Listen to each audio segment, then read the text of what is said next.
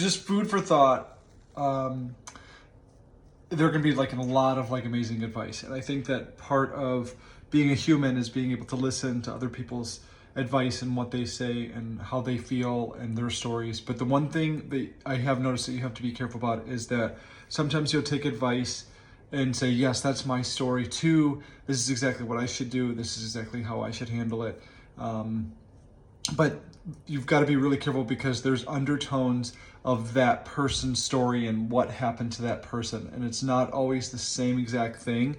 So what it is a good thing to do is listen to what they're saying and take into perspective of what they're saying, but make sure that it's you choosing what you want to do. Don't make your decision based on what that other person did or how that other person handled it, how that person did it.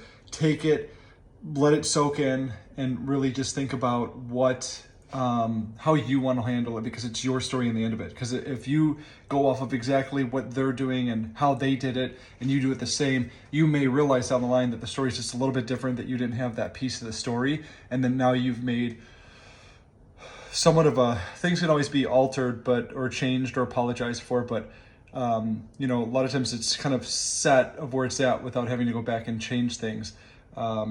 Just make sure that you're making, like you're letting that dissolve in, and you're thinking about what your perspective is. I had somebody tell me the other day about why I shouldn't do something, and they were trying to make me feel better about it, but then I realized that there was a negative thought process in their head of why they chose to do what they did, and I had made my decision off of that.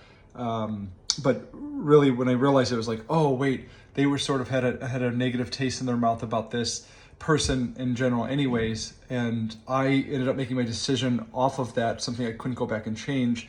The decision was already made, but then I realized, oh, well, maybe I should have done what I wanted to do in the first place because I didn't have that negative connotation about that person.